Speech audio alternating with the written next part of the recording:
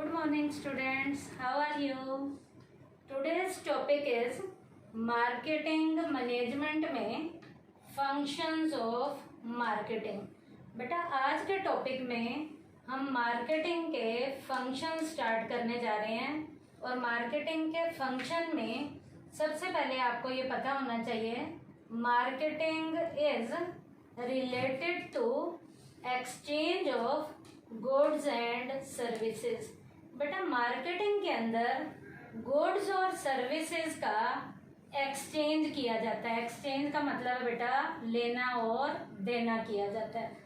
Through its medium goods and services bought to the place of consumption.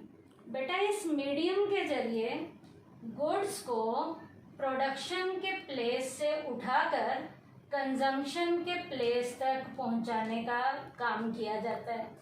This satisfy the need of the customer, ताकि customer की ज़रूरतों को पूरा किया जा सके। तो मार्केटिंग में बेटा गुड्स और सर्विसेज का एक्सचेंज होता है और मार्केटिंग में प्रोडक्ट को प्रोडक्शन के प्लेस से उठाकर कंजम्पशन के प्लेस तक पहुंचाने का काम किया जाता है, ताकि बेटा कस्टमर की जितनी भी नीड्स हैं उन्हें टाइमली पूरा किया जा सके। इसके लिए बेटा मार्केटिंग के लिए some activities are undertaken in respect of exchange of goods and services. बेटा यहाँ पर गुड्स और सर्विसेज के एक्सचेंज के लिए, एक्सचेंज का मतलब लेने और देने के लिए कुछ एक्टिविटीज की जाती हैं। अब बेटा जो एक्टिविटीज की जाती हैं वो सारी की सारी एक्टिविटीज ही बेटा मार्केटिंग के फंक्शंस में रोल प्ले करती हैं। ये सारी की सारी जो एक्टिविटीज हम करते हैं ये एक्टिविटी मार्केटिंग के फंक्शन में रोल प्ले करती हैं। अब बेटा मार्केटिंग के फंक्शन में जो हम एक्टिविटी करेंगे उनमें सबसे पहले वाली एक्टिविटी का नाम है gathering and analysing market information.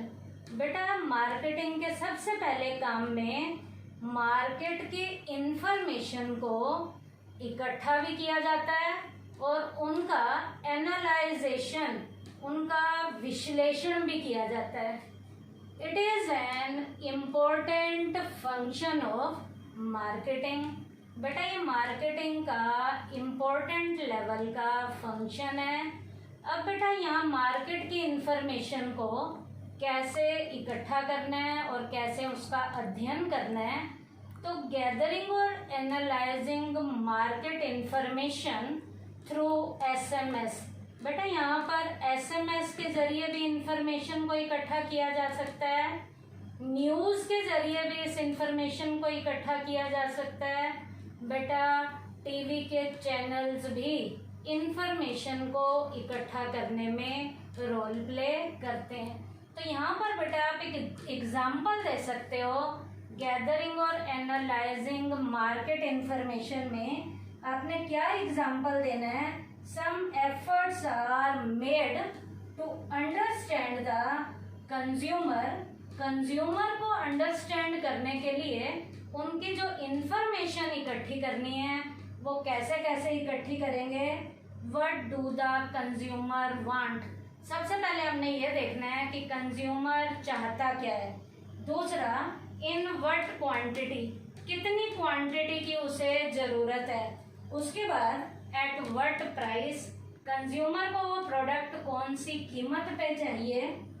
When do they want, consumer उस प्रोडक्ट को कब चाहता है, कंज्यूमर को उस प्रोडक्ट की ज़रूरत कब है। वेयर डू दे वांट, उसे ये प्रोडक्ट कहाँ पे चाहिए। What kind of advertisement do they like, किस तरीके की उन्हें एडवर्टीजमेंट की ज़रूरत है। तो बेटा ये जो मैंने अभी एग्जाम्पल बताए हैं कि कंज्यूमर से रिलेटेड थे, ये इंफॉर्मेशन जो है हमने मार्केटिंग के पहले फंक्शन में इकट्ठी करनी है। तो पहला फंक्शन था gathering and analysing market information और ये इंफॉर्मेशन SMS के जरिए भी ले सकते हैं। इस इंफॉर्मेशन को देने में मीडिया भी रोल प्ले कर सकता है और टीवी के चैनल्स भी इस इंफॉर्मेशन को देने में रोल प्ले कर सकते हैं। सेकंड पॉइंट बेटा मार्केटिंग के फंक्शन का है हमारा मार्केटिंग प्लानिंग। अब बेटा जो ऊपर हमने इंफॉर्मेशन इकट्ठी की है उस इंफॉर्मेशन के अकॉर्डिंग अब मार्केटिंग में प्लानिंग शुरू होगी, प्लान्स बनाए जाएंगे to achieve the objectives of an organisation with regard to its marketing. अब बेटा इन ऑब्जेक्टिव्स को पूरा करने के लिए जो भी हमने ऑब्जेक्टिव सेट किए हैं उन ऑब्जेक्टिव को सेट करने के लिए ताकि ऑब्जेक्टिव्स को टाइमली अचीव किया जा सके इसके लिए प्रॉपर प्लानिंग की जाएगी। The marketer charts out his marketing plan. यहाँ पर बेटा मार्केटर उन ऑब्जेक्टिव्स को टाइम पे पूरा करने के लिए मार्केटिंग की प्रॉपर प्लानिंग करेगा। अब यहाँ पर वो मार्केटर मार्केटिंग की जो प्रॉपर प्लानिंग करेगा कैसे करेगा, यहाँ भी बेटा मैं आपको एक एग्जांपल बताऊंगी। वो एग्जांपल क्या है, a company has a 25% market share of a particular product. बेटा यदि कंपनी के मार्केट शेयर में प्रोडक्ट जो हैं वो 25% के मार्केट शेयर हैं किसी भी प्रोडक्ट के, the company wants to raise it to 40%। बेटा वो शेयर की वैल्यू को 25% से रेज करके 40% तक लाना चाहती है। In order to achieve the objective of the marketer have to prepare a plan.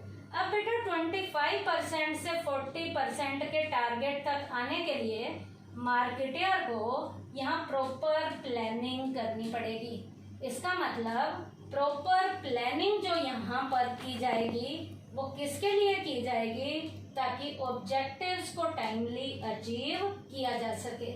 तो प्रॉपर प्लानिंग भी जो हम करते हैं वो प्रॉपर प्लानिंग भी जो की जाती है वो मार्केटिंग के तहत की जाती है। तो मार्केटिंग का सेकंड फंक्शन था मार्केटिंग प्लानिंग। उसके बाद है बेटा third product designing and development. बेटा प्रोडक्ट के डिजाइन पे ध्यान दिया जाएगा और प्रोडक्ट का डिजाइन इस तरीके से बनाया जाएगा कि उस प्रोडक्ट का मार्केट में वो प्रोडक्ट डेवलपमेंट को करने में, उस यूनिट को विकसित करने में रोल प्ले करे। तो ये प्रोडक्ट की डिजाइनिंग पे भी जो ध्यान दिया जाएगा और प्रोडक्ट के डेवलपमेंट पे भी जो ध्यान दिया जाएगा, ये काम भी मार्केटिंग के अंदर किया जाएगा। अब बेटा प्रोडक्ट की डिजाइनिंग और डेवलपमेंट है क्या, इसका मीनिंग है बेटा it refers to that process which makes the product attractive to the target customer। बेटा प्रोडक्ट की डिजाइनिंग और डेवलपमेंट में एक ऐसे प्रोसेस को लिया जाता है जिसमें प्रोडक्ट को इतना बढ़िया अट्रैक्टिव बनाया जाता है कि उस प्रोडक्ट की अट्रैक्शन को देखकर कस्टमर उस प्रोडक्ट की ओर अट्रैक्ट होते हैं। तो इसका मतलब डिजाइन अट्रैक्टिव होना चाहिए और डिजाइन बेटा इतना अट्रैक्टिव होना चाहिए कि कस्टमर उस प्रोडक्ट की ओर अट्रैक्ट हो, और कस्टमर जितना उस प्रोडक्ट की ओर अट्रैक्ट होंगे उस प्रोडक्ट की सेल बढ़ेगी, उस प्रोडक्ट की सेल के बढ़ने से प्रॉफिट होंगे और यूनिट का डेवलपमेंट होना शुरू हो जाएगा। किसके जरिए, प्रॉपर डिजाइनिंग के जरिए। तो प्रोडक्ट डिजाइनिंग और डेवलपमेंट बेटा मार्केटिंग का तीसरा जो है फंक्शन था। तो यहाँ एग्जाम्पल में आपने प्रोडक्ट का डिजाइन हद से ज़्यादा अट्रैक्टिव रखना है ताकि कस्टमर उस प्रोडक्ट की ओर आकर्षित हो। उसके बाद स्टैंडर्डाइजेशन एंड ग्रेडिंग। अब बेटा स्टैंडर्ड पे ध्यान देना है कि प्रोडक्ट स्टैंडर्ड का होना चाहिए। और बेटा स्टैंडर्ड के बाद प्रोडक्ट की ग्रेडिंग पे भी ध्यान दिया जाता है। अब बेटा ये स्टैंडर्डाइजेशन और ग्रेडिंग ये भी बेटा मार्केटिंग का एक काम है। तो मैं एक एक करके बताऊंगी कि पहले स्टैंडर्डाइजेशन क्या है, फिर बताऊंगी मैं ग्रेडिंग क्या है। तो पहले स्टैंडर्डाइजेशन के बारे में बताऊंगी क्या है।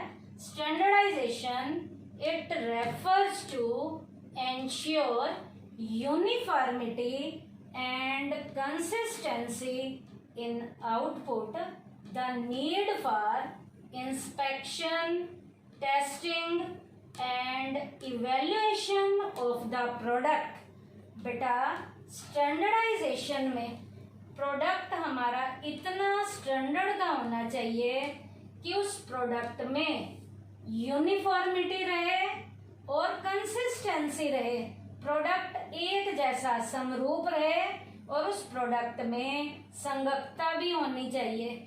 और संगतता और यूनिफॉर्मिटी के होने से उस प्रोडक्ट की इंस्पेक्शन की भी हमें ज़रूरत नहीं पड़ती है, उस प्रोडक्ट की टेस्टिंग की भी ज़रूरत नहीं पड़ती है और उस प्रोडक्ट को इवेल्युएट करने की भी ज़रूरत नहीं पड़ती है।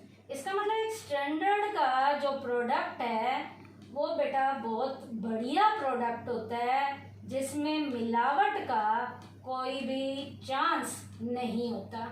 अब बेटा स्टैंडर्ड के प्रोडक्ट के लिए आप एग्जाम्पल बता सकते हो कि मान लीजिए आप किसी को कोई सैंपल दिखाते हो और जब वो प्रोडक्ट देने जा रहे हो तो कस्टमर जो है या लेने वाला जो है उस प्रोडक्ट का सैंपल के साथ कंपैरिजन करता है।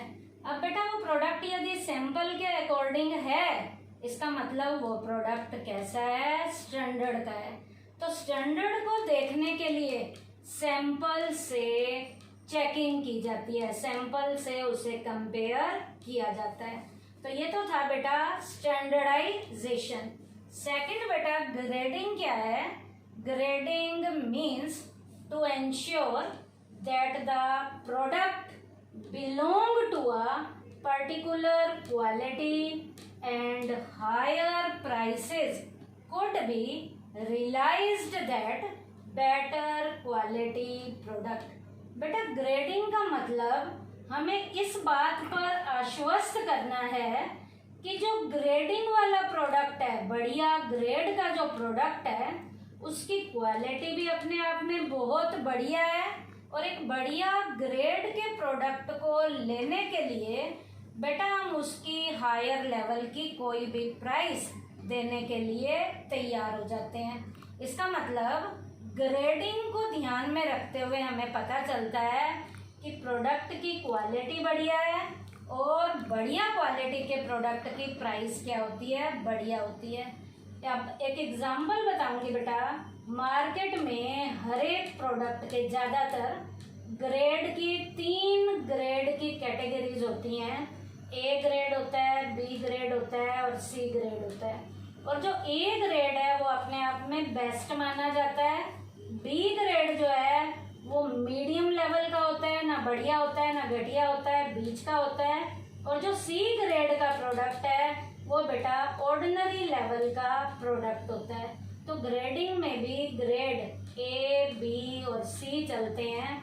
और बेटा ये ग्रेडिंग जो प्रोडक्ट की होती है इससे बेटा मार्केट में प्रोडक्ट को बेचना और खरीदना इस ग्रेडिंग के जरिए इजी हो जाता है। और ग्रेडिंग जो ज़्यादातर हम यूज़ में लाते हैं बेटा वो एग्रीकल्चरल लेवल के प्रोडक्ट्स होते हैं जिनकी ग्रेडिंग होती है। ग्रेड में ए ग्रेड होता है, बी होता है और सी होता है। ग्रेड ए बढ़िया क्वालिटी का है, बी ग्रेड मिडल लेवल का है और सी ग्रेड जो है बेटा नॉर्मल जो ऑर्डिनरी प्रोडक्ट होता है उसकी सी लेवल की ग्रेडिंग की जाती है। उसके बाद बेटा स्टैंडर्डाइजेशन और ग्रेडिंग के बाद नेक्स्ट हमारा मार्केटिंग का फंक्शन है पैकेजिंग एंड लेबलिंग। अब बेटा पैकेजिंग पे ध्यान देना है और लेबल पे ध्यान देना है। सबसे पहले पैकेजिंग के बारे में बताऊंगी कि ये पैकेजिंग क्या है। Packaging aims at avoid brokerage, damage etcetera.